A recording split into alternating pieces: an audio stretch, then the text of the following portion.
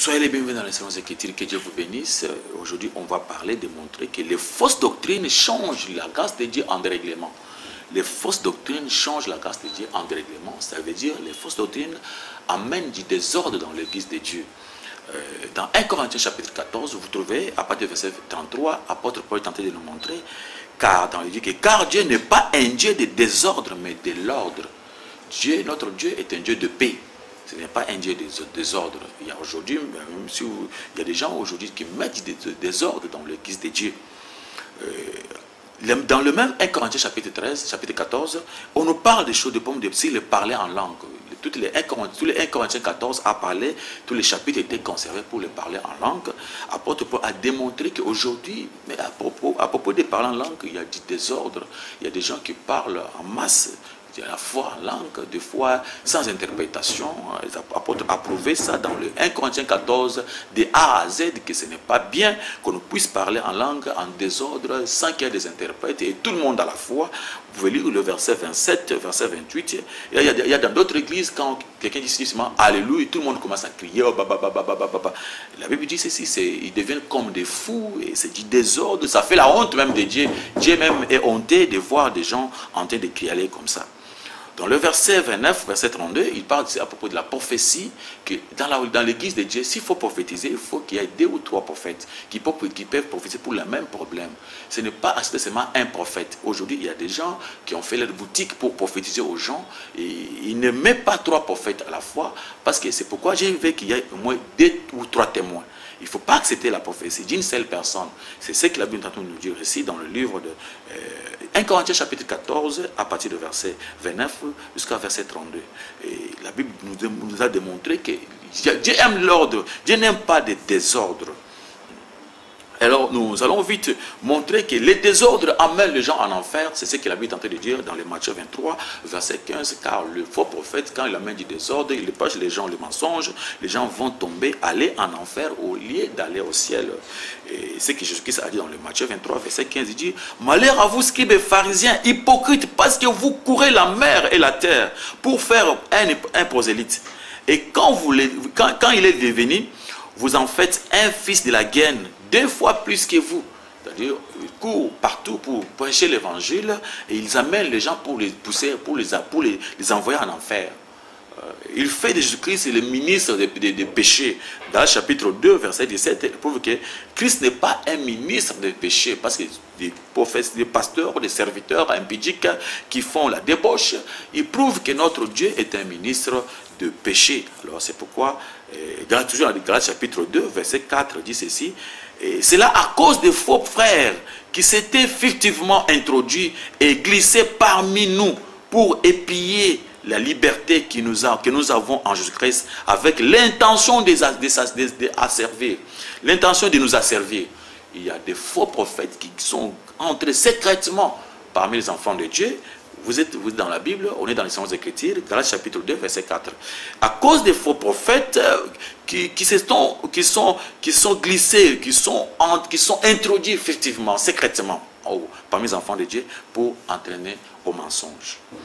2 Pierre chapitre 2, verset 1 à 3, il nous parle encore de bonnes choses.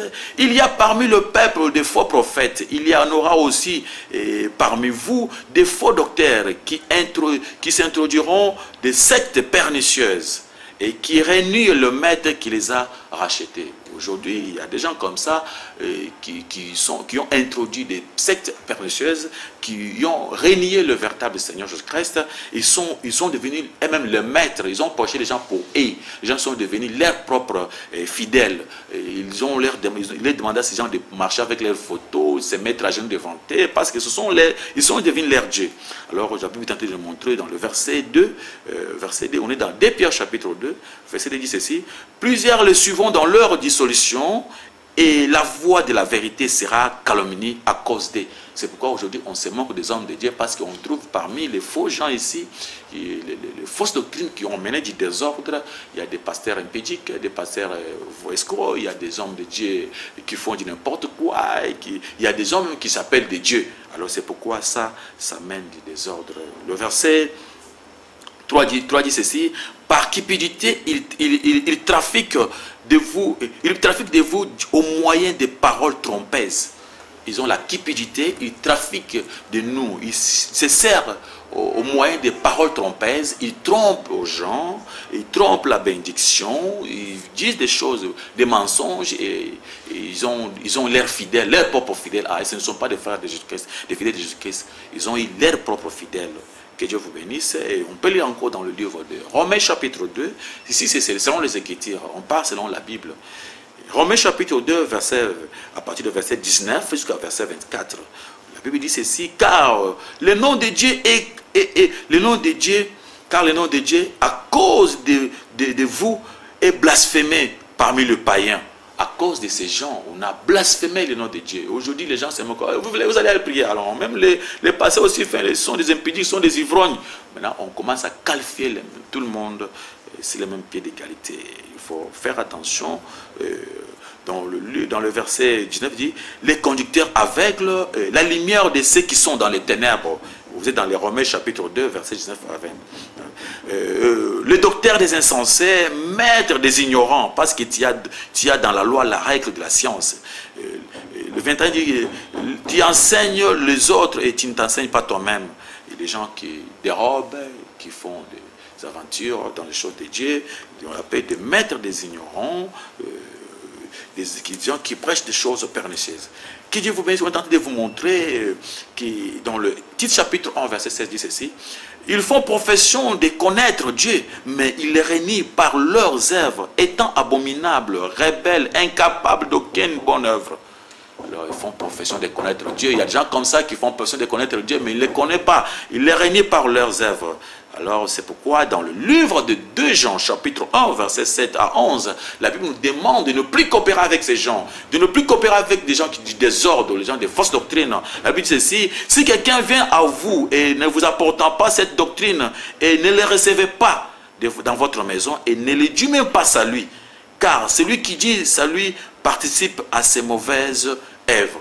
Ne coopérez pas avec des pareils gens et ne dis pas même salut à ces gens. Ce sont des gens très mauvais et des gens à être un peu loin.